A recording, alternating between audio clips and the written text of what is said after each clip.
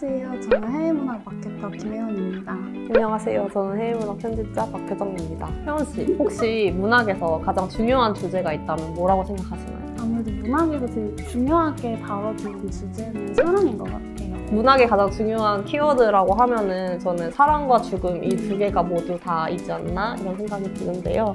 막 엄청 처절하고 실패하고 막 거의 죽음에 이르고 이런 사랑 얘기가 더 많지 않나. 사실 저는 그게 좀 더 제 개인적인 취향에 가깝기도 하거든요. 또 그런 사랑 얘기로 넘쳐 흐르는 장르가 바로 해외문학 아니겠어요? 그렇죠. 자신 있습니다. 성공한 사랑 얘기가 거의 없다? 그래서 이제 이런 저희의 취향에 딱 맞는 주제를 준비했습니다. 오늘은 바로 망한 사랑. 저희 세계문학 전집에서도 진짜 제일 망한 사랑 이야기라고 생각하는 대표적인 작품을 먼저 하나 가져와 봤습니다. 바로 플로베르의 마담 보바리입니다. 책이야말로 진짜 죽음도 있고 사랑도 있는 어떤 찐 망사? 이런 느낌이네요. 정말 처절한 이야기고요. 간략하게 소개를 해보자면 이 에마 보바리라는 캐릭터는 굉장히 망상과 환상에 빠져있는 그런 인물이에요. 그래서 이제 막 아버지가 수녀원에 보내서 교육을 시키는데 거기서 되게 수녀원에서는 원래 보수적인 교육을 하지만 자기는 혼자 도서관에 가서 엄청 막 낭만주의 그런 연애소설 같은 걸 탐독을 하면서 그런 막 사랑에 대한 환상에 완전히 빠지는 거죠. 이제 자기 아버지를 치료하려 온 의사 샤를과 결혼을 하게 돼요. 근데 막상 결혼을 해보니까 자신의 환상과는 다른 거죠. 근데 여기서 그 남편 샤를이라는 캐릭터가 마음이 아픈 게 이 샤를은 에마한테 찐사랑이잖아요.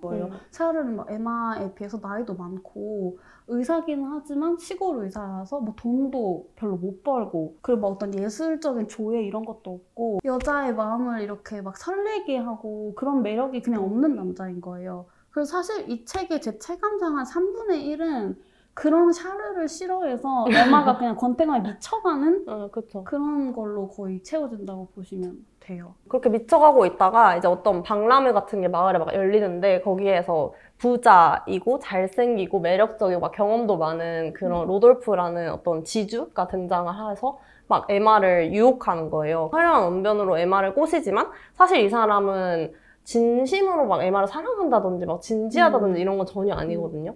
근데 이제 에마는 여기에 완전히 몰두하게 되는 거죠.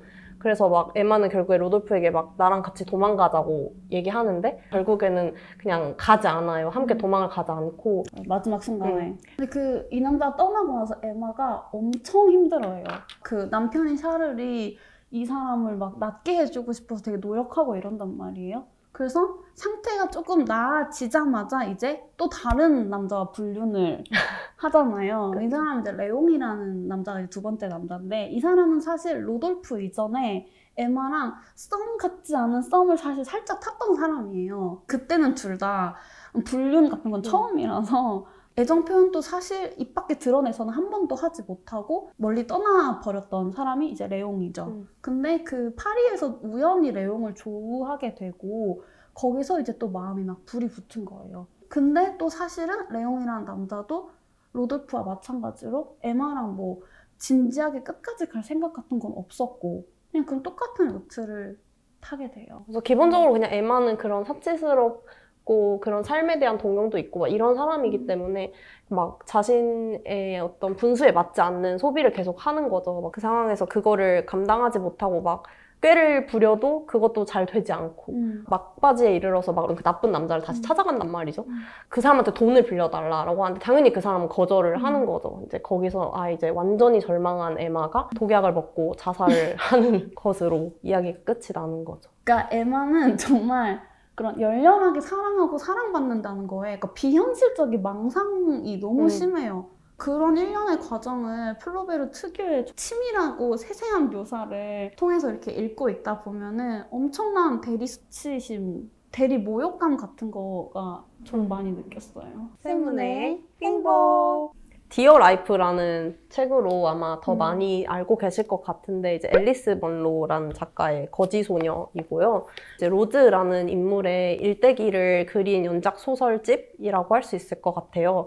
근데 여기 나오는 로즈라는 캐릭터는 굉장히 가난하고 폭력적인 환경에서 이제 어린 시절을 보내고 공부를 굉장히 잘해서 좋은 대학에 막 장학금 받고 가서 그러니까 일종의 신분 상승을 이뤄내는 자수성가형 인물인데요. 패트릭이라는 좀 부유한 남성을 만나서 연애도 하고 결혼도 하고 이렇게 되는데 진정한 사랑이라기보다는 패트릭을 보면서 자신이 가지지 못했던 어떤 걸 가지고 있는 사람이고 부유함에 대한 동경 같은 것도 있는 걸로 보이고 정말 화가 나는 건 약간 그 패트릭이 로즈를 선택할 때는 마치 막 무슨 명화에 나오는 거지 소녀 같아 막 이런 식으로 표현을 하거든요.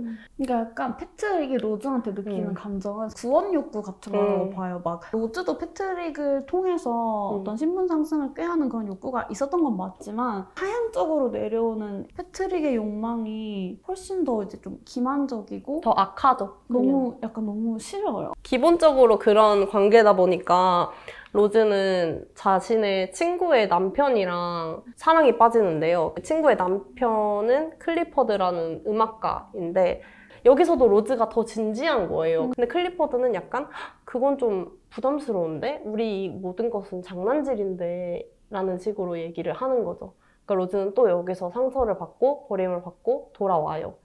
근데 뭐 에마 보바리와 좀 다른 게 있다면 여기서는 이 관계가 이렇게 망하고 난 뒤에도 그 모든 관계가 이어지거든요. 에마 보바리한테 망한 사랑은 곧 그냥 망한 인생이었거든요. 그리고 사실 거지 소녀는 사랑에 대한, 결혼에 대한 이야기이기도 하지만 또 계급에 대한 이야기인 것도 되게 커서 훨씬 더 좀 복합적인 이야기를 하고 있다라고 저는 좀 사랑이라는 감정이 사실 불순물 없는 그런 것이 아니라 말씀하신 것처럼 어떤 계급의 문제도 있고 그러니까 굉장히 복합적이라는 거를 심리적으로 잘 그려내고 있는데요. 사실 남편에 대한 감정도 되게 양가적이잖아요. 다른 사람들이 있는 데서 자기 남편이 되게 바보 같은 말을 할 때 그게 너무 한심하고 막 싫으면서도 동시에 근데 너들은 뭐가 그렇게 잘났어? 내 남편도 더 좋은 일을 할 수 있는 사람인데 이런 식으로 생각도 한단 말이죠.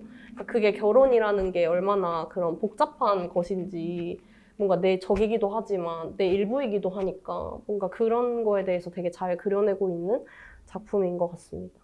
세문의 행복! 세계문학 전집이 아닌 또 다른 좋은 책으로는 이언 맥큐언의 채실 비치에서를 가지고 왔습니다. 갓 결혼한 젊은 남녀? 신혼여행을 간 그 첫날 밤에 대판 싸우고 헤어지는 게 이 소설의 줄거리거든요. 근데 이 소설의 배경은 1960년대 이제 영국이란 말이에요. 그래서 그때는 사람들이 막 어떤 성적인 욕망이나 관계를 입 밖에 막 자유롭게 내는 거가 되게 금기시 되었던 시대인 거죠.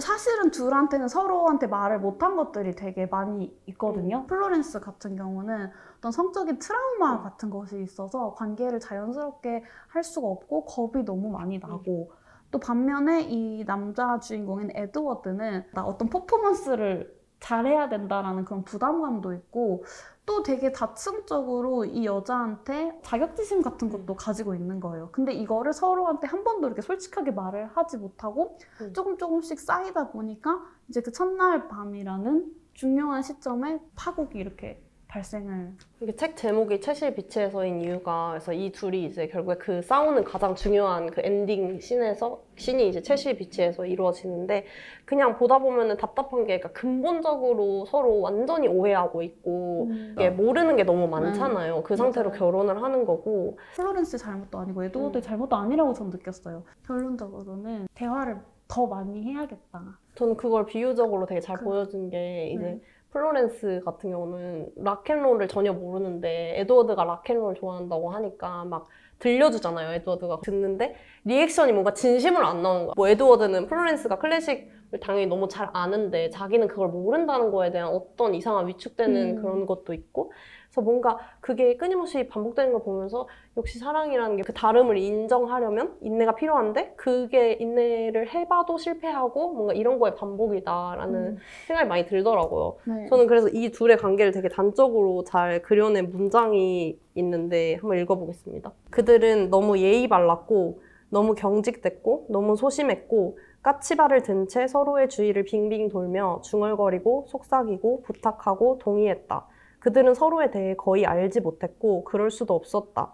침묵에 가까운 사교적인 배려라는 담요가 그들을 결속하는 만큼이나 그들의 차이를 덮어버리고 그들의 눈을 멀게 했기 때문이었다. 근데 어쨌든 이 작품에서는 그 억압적인 시대 상황도 굉장히 컸던 것 같고 뭔가 이런 거에 대해서 좀 더 솔직하게 털어놓고 얘기하고 이럴 수 있었으면 둘의 결말이 달라지지 않았을까 뭐 이런 생각도 드는 작품이었습니다. 쌤문의 행복! 자, 이제 네 번째 책을 소개를 해드려야 하는데요. 제가 이 네 번째 책에서는 좀 말을 아끼는 것으로 아, 왜요?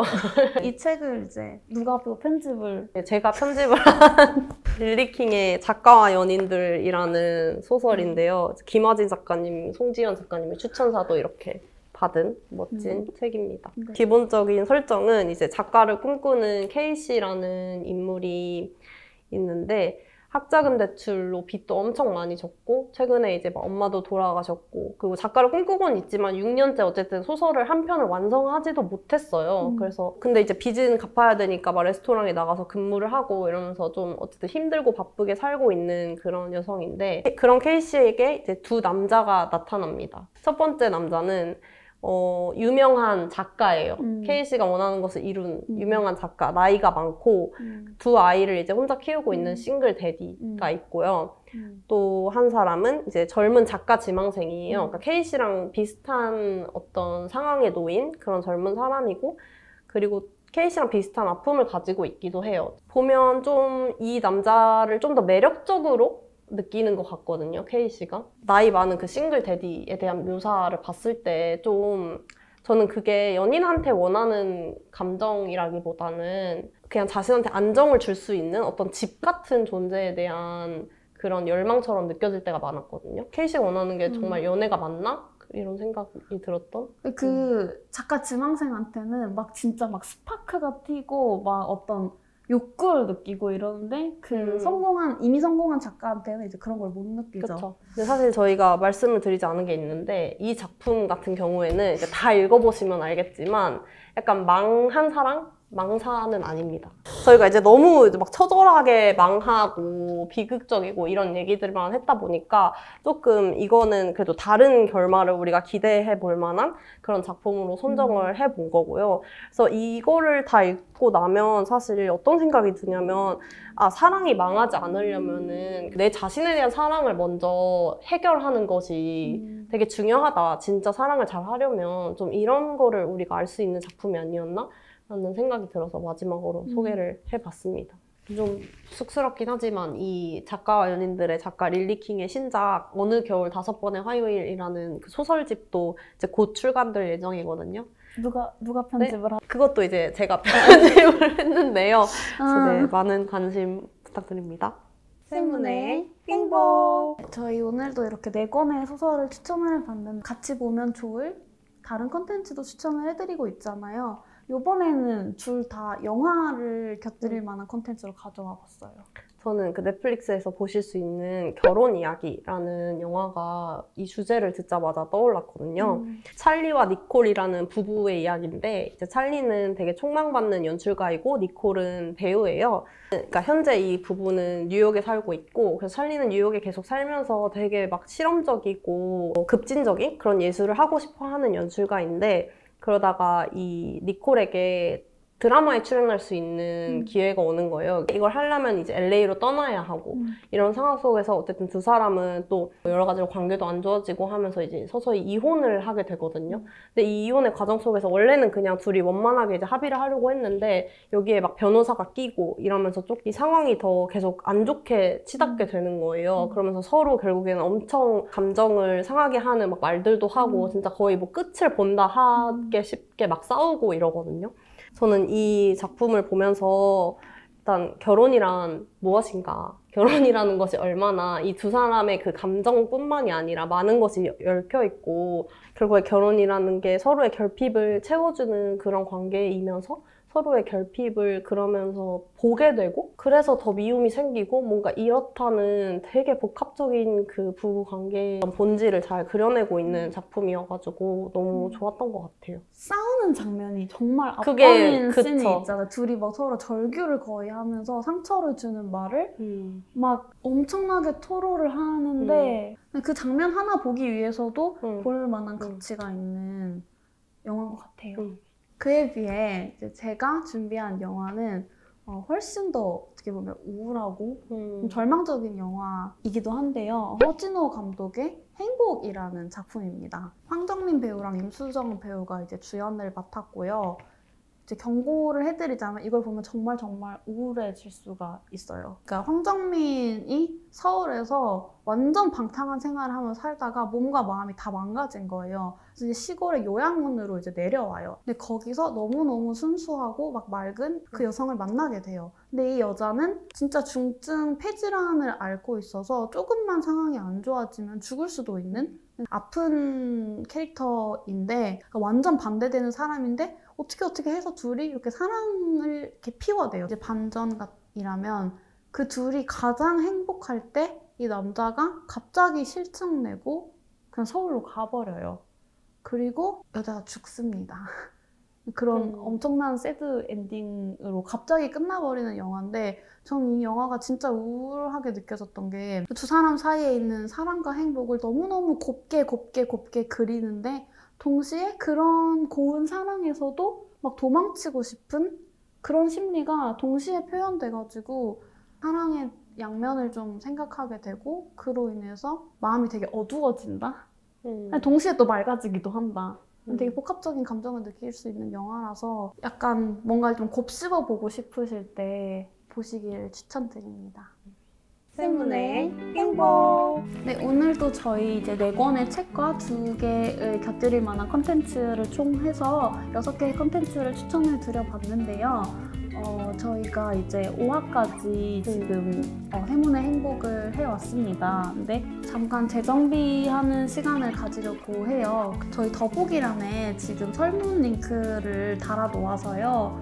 한번 보시고 많은 의견을 주시면 저희가 적극적으로 참고를 해서 또 새로운 방향성을 잡는 데 큰 도움을 받을 수 있을 것 같습니다. 네, 상품도 준비되어 있다고 하니까요. 네. 많은 참여 부탁드립니다. 네. 많은 책들을 읽고 한 달 준비 기간 동안 책 4권씩 읽는 게 어떻게 보면 쉽지 않지만 또 굉장히 재미있기도 했거든요. 사실 읽은 책도 또 다시 읽어야 되기도 하고 확실히 정말 저희가 좋은 책들을 추천을 해드리다 보니까 독자로서의 재미도 많이 있었는데 그런 것들이 보시는 분들께도 잘 전달이 되었으면 좋겠고 곧 다른 컨셉으로 돌아오도록 하겠습니다. 꼭 다시 만나요. 다시 만나요. 안녕.